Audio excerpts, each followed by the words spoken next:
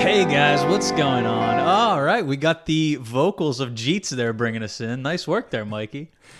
And I'll cue my joke from the last time we recorded this and say, we just opened that cold and we didn't even hear anything. But hey, thanks for the compliments. Yeah, we are pretending we're adding it in post-production and what he's hinting at. So this is our second take. We got about 3 minutes into a full show and I wasn't recording my mic. Only Jeets was getting recorded, so take two. We could have probably finished it and put it out there. That would have been an interesting podcast for you all to listen to. You have to guess what I'm saying.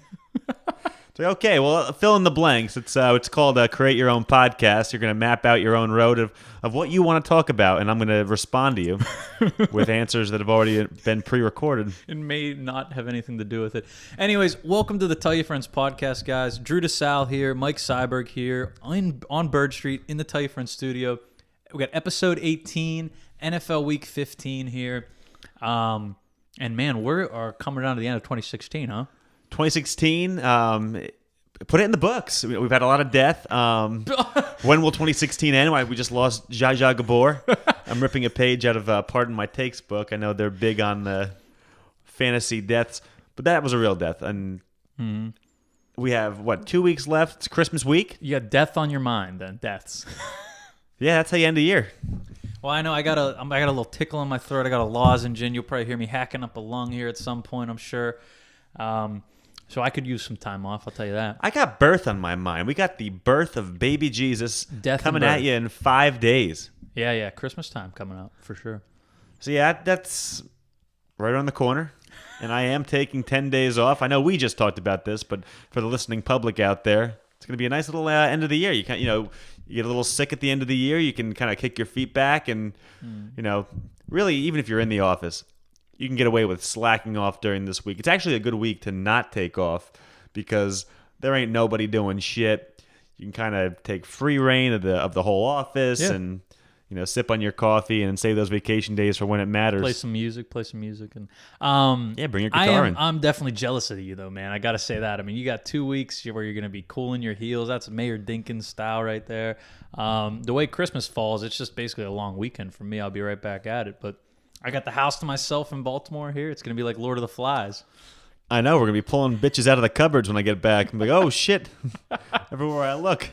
So we're definitely getting into, definitely the twilight of the fantasy football season. And in the real season, it's that time of year where now coaches are starting to get fired, So we had Jeff Fisher. He's the first one to fall. And then what's the Jaguars guy? Gus Bradley. I guess you forgot that from the last 5 minutes ago when I told you it was Gus Bradley. But good production value. We made it this far last time. I'm trying my best over here. So now we've finally waded into new territory. Let's check and make sure we're actually on. Yeah, let's pull it up real quick just to make sure I don't start telling the story again. Both mics are hot, and we're about 3 minutes in again. Here we go. So the funny thing about Gus Bradley, it's hot stove season with the coaches. You got Rex Ryan in the hot seat, hot stove, hot seat, same difference. You do got a little hot stove. You got your boy Sean Payton on the hot stove. Really? A possible trade out of New Orleans. They're listening to offers. No, not a trade. Yeah, a possible trade. To trade for the coach. Now, I love quizzing you. Who was the last coach to be traded for? Now, people aren't going to believe me, but I do know this off the top of my head. And I hope there hasn't been somebody since him. So it's got to be John Gruden from the Tampa Bay Buccaneers. That's correct. Now, I can't tell you what team he went to, but the only reason I know it, John Gruden, Dayton Flyer alumni. That's why. So I couldn't even fool you with that trick question because you did get something wrong. He was actually traded to the Tampa Bay Buccaneers. Oh, okay. Because Dungy was there before him. Yeah, it might have been Dungy before him. Traded to the Buccaneers from the Oakland Raiders. The Raiders, yeah. Yeah, I didn't know that. But he won the Super Bowl then within like a year or two, right? He beat the Raiders in the Super Bowl like a year or two later. He knew their playbook. That's a good point. So what's the agreement with Rex Ryan? He's done, but he's not done. He's going to keep coaching. So he's done, but they're rumblings right now. There's rumblings that he's done at the end of the year. He's going to ride out off into the sunset with this Bills team, and then he's fired. So he gets to enjoy the rest of the year. That's strange. Now, on the other side of the coin, the Jaguars had a different take on it, and the owner came out and said he wanted Gus Bradley to, quote, enjoy his holiday. Oh, my goodness. So he decided to fire him before Christmas. Oh my goodness! But I heard something he had to like fly on the team flight still back all the way home. Like it's goofy, man. There's not a clean break. That is pretty strange. That's just a sneak peek into how the Jacksonville Jaguars run their organization. Yeah. It's I don't know how the guy's going to enjoy his holiday as he's flipping through the classifieds. Yeah. But hey, Yeah, we so wish him the best. Some coaches on the move. The other weird coaching scenario is some of these college teams where now they're in a bowl, right? And now they're taking 3 weeks off, and they find out that they're going to take a new coaching team or coach a new team next season, but they're still going to coach their team in the bowl. Like Lane That's Kiffin. not weird to me. A lot of times they actually leave and Yeah. they don't coach their team. Like Brian Kelly did that when he went to Notre Dame. Good A lot point. of these coaches just abandon their teams before the bowls. Well, I don't necessarily Lane so much Kiffin's- mean if they stay or they go, but the fact that it's already predetermined before their season ends, it's like goofy, whether they stay or they go. I know what was on my mind was Lane Kiffin is the Alabama coordinator. He's still going to be the coordinator, but then he's going to go coach Florida Atlantic next year. Yeah, I would think if you're in like the Belk Bowl or it's like the Boca Raton Holiday Bowl or something shitty, I guess it makes a little bit more sense. But he's vying for a national championship. I think you have to stick it out for that. But the point. other news coming out today, I don't know if you saw this or not, about Christian McCaffrey. Yeah, he's not going to play or something just out of his own choice. What's it? Because he doesn't want to get hurt or what? Well, he's What's not in his a great. reason? He's not in a great bowl. I mean, he's in an average bowl. Stanford had a somewhat okay year, and he's in I think the Sun Bowl maybe. Yeah. And he's going into the draft, and he doesn't want to get hurt. What a dickhead! That's a little weird. Yeah, that's a little weird. And the problem is not Christian McCaffrey, the player, sitting out the bowl. The problem is the precedent it sets for the future. Now what? Every guy who's NFL eligible is going to be sitting out of these bowls. It's going to be like these college bowls are going to turn into the goddamn Pro Bowl. Yeah, if they don't make the playoff, if they're in just something else. I think a lot of the issue or a lot of the problem is still from all this time off, and I don't know, is it just really for TV so they have something on New Year's and New Year's Day? Like, you got 3 weeks for some of these guys. It's a whole new team then. Well, they want to stagger these bowls a little bit. I mean, they started Saturday. There was a bowl on. I was sitting at home in the office today watching a bowl about 1 o'clock. Who the hell is watching a bowl at 1 o'clock? People are still working. It's December 19th. Yeah, the entire teams could have skipped that one and we wouldn't have known. Yeah, I was watching the bowl, and I can't even tell you who was playing. I know it was Tulsa, and I'm drawing a blank on who they were even playing. All right, you said you might have had a story for me. You want to jump into that, or I was going to go into our favorite teams here a little bit? No, we could jump into the favorite teams. There's no real story. Just a funny little anecdote from earlier in the day. But we'll get into it as we kind of roll through this. All right. Sprinkle it in as you see fit, Jeets. So Giants, Steelers, our favorite teams here, both doing pretty well right now. Both teams are rolling. Let's start with the Giants, right? Did you see my stat that I was writing down that they got? I'm looking at it now. 27 drives and no touchdowns. 27 consecutive drives, no TDs led up by that defense. Oh, by the defense. Led by okay. Mr. Landon Collins, dude. That guy's a beast. Well, the thing with these Giants defense is I get sparks in my penis just thinking about it. I mean, that's 27 drives. That's 2 entire games encompassed in that. Yeah, they've been impressive, to say the least. I don't want to count my chickens before they hatch, but it feels a lot like 2007, feels a lot like 2011, where things are just starting to click here at the end of the year, and I could see this team making a little bit of a run in January, and it excites me. Yeah, I mean, you got to stay healthy and you got to get hot at the right time. Probably 2 of the biggest things, and you got both those working in your favor. There's still an outside shot you guys win the division. Yeah, that's a very outside shot at this point with Dallas winning last night. They're going to have to win their both games. Not that I don't think the Giants can't win their next 2 games, but I don't see Dallas losing to the Lions. That's a maybe. Mm-hmm. But then an Eagles team in Week 17 who's not going to have any inclination to play, probably unlikely. So we'll take our wild card and hope that we're going to Atlanta or to Detroit, because I don't want to be going to Seattle Week 1. Jeez, yeah. And then, not to look forward to too much here, but if you got the Redskins who are playing, tonight, on Monday night, if they pick up the W tonight, they still have a shot to go as a wild card team. You could get the 3, all 3 teams could be out of your division. They do have a shot, and it's looking more and more likely like Green Bay's kind of bouncing back. But after they almost blew the game in Chicago this week, so that would have been interesting. But they look like they're going to be able to rattle off a couple wins and maybe sneak into the playoffs as well. Gotcha. And yeah, so then on to my Steelers, baby. I mean, it was a TCB game. It was a take care of business game for us. You and me sat down. We were watching the first half of it a little bit, and it was like 20-6 or 20-3. We were losing. Turned it off. I said, "There's no way we're winning this game." And then later on, I hear the highlight, and it says Steelers win. I couldn't believe it. Yeah, they're taking care of business too. They got a huge game coming up on Sunday, on Christmas Day. On Christmas Day, yeah. Against the Ravens. That's for the division. It's either win or go home. Yep. You got to like your chances. At Heinz Field. Sure. Under the lights. Ravens just had an iffy the game Yinzers. the week before. Yeah, they barely snuck by the Eagles. The Yinzers are going to be in their home field. They're going to come out in droves. The Eagles really screwed us by that going for 2 thing, but it's you can't play for other teams, I guess.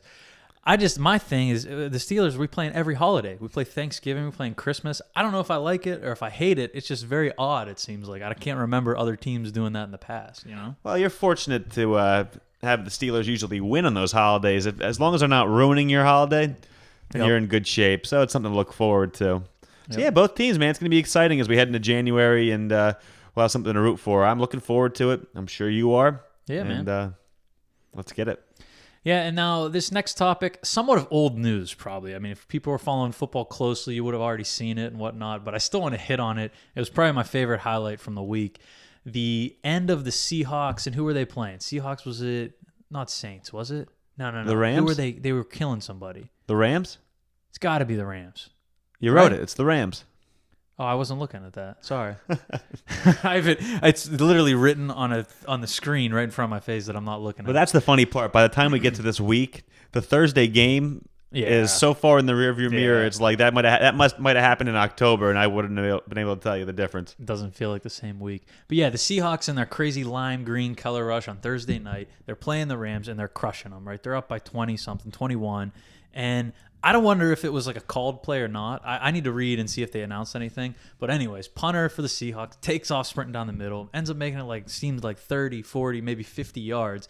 And then all of a sudden the dudes are closing in on him. And he's just you can tell in his head, he's like, I'm going to maybe just tuck it and slide a little bit. And that's when it went off the fucking rails, Yeah, he was having the best moment of his life, and it all came crashing down on him. It's exactly what would have happened to you or me or normal people if we got stuck in that scenario, He was thinking, I should have been down by now. What the hell's going on? Right, like, oh, I'm still going. How are we not gotten lit up yet? He didn't look that slow, but yeah, he was definitely out of his element. And the other crazy part, so he gets KO'd, literally knocked out, right, destroyed. Is it Fossil? Who's the stand-in coach for the Rams? Fossil's the stand-in coach. He looks out of his element on the sideline too. But anyways, like I said, 6 minutes to go, they're down 21. It was iffy on who recovered it. They said the Seahawks recovered it. He throws the challenge flag. It's like, dude, you're down 21 with 6 minutes to go. Who cares even? Who cares? That's just the Rams being the Rams, just with nothing to play for and just trying to look stupid out there. But it added some excitement to an otherwise boring game. I'll say that.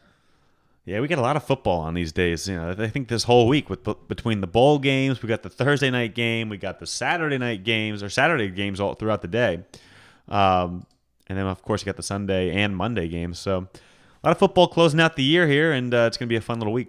And I feel like we've been talking a million miles per hour, but we're just maybe trying to jam a shit ton of content into this episode. All signs point to this being a long episode. Yeah, so let's get, we're out of this whole playoff thing, so it's hard to just watch you fucking losers win every week and get a little closer to the money, but we'll get into it. Yeah, what'd you say? You don't even have the app on your phone anymore? You already had the... App is gone. What am I looking at that for? I don't care about the consolation bracket. Although, as I look at it now, I won my matchup between Stephen Pedley's team. What, you got to clear some data space for the Mario Run game, right? Yeah, man, that's I don't want that thing freezing on me as I'm catching coins and... beating up bad guys. Setting records. Beating up bad guys, Jerry.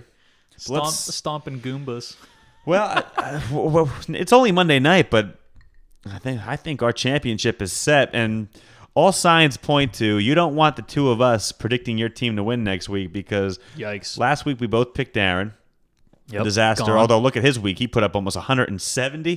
I bet he was wishing he had that last week. Maybe set his lineup. Chances are he just probably didn't. And this week, with the upset of the week, Dick's Girthquake is about to fall to Brendan. First and Schlong. Yep. So it's the 2 seed in Dix versus the 3 seed Schlong. You got a Dick Schlong matchup here. I got to pull this up. What happened here? Now I'm looking at this, and almost every one of his players scored under double digits. 1, 2, 3, 4, 5, 6, 7, with Greg Olson possibly left. Yeah. And everybody showed up for Brendan's team. I mean, he's still not done. He's got Cam Newton. He's got Garcon going tonight. David Johnson, Arizona, leading him like he did all year, right? Both running backs. Bilal Powell. Those 2 guys up in the mid-20s, those 2 alone were enough to probably, push him past the W. Yeah, so real disappointing game for Dick's Earthquake. We'll probably be hearing him complain about that one for years to come. Good start. I like the Tyler Gabriel start there in the flex spot. He put up 15 in our league there. That's a good, great call for him. Not everybody was starting that guy this week, especially in playoffs, Yeah, I think this time of year, pull up his bench. Let's see who he had on the injured reserve team. Yep. I mean, Mark Ingram carried him all year long. He was starting, but he only puts up 11. Tom Brady only puts up less than 8. Who he was murdering it most of the season. Antonio Brown getting less than double digits is kind of rare. So a lot of his big guns just weren't there. Bench. And Melvin Gordon, who probably carried him, probably a sleeper he was out. So I know that definitely hurt. That guy was putting up 15, 20 points a week. Well, and got Alshon Jeffrey with a big week on the bench. But Alshon came back, right? He's been, a little injured, a little blah, blah. You got Matt Barkley, QB in Chicago. So not really expected to have a great week, but he ended up playing well. Oh, sure. It's easy to sit here and play Monday morning quarterback. But, hey, sorry, Dick's Earthquake. You'll be playing the third place game next week against none other than Matty Z. Matty Z. Yep. I had a feeling Matty Z would get upset. I thought this was my upset pick of the week. Biblis has been consistent in our power rankings in the top 3, top 4 all year. And this game didn't disappoint. It was pretty close. Matty Z put up a pretty good game, but Biblis really came out and took care of business. This was the 1 seed in Matty Z versus the 5 seed in Biblis, parentheses me. And both top seeds fall. Both teams that had the bye weeks both fall, which is interesting.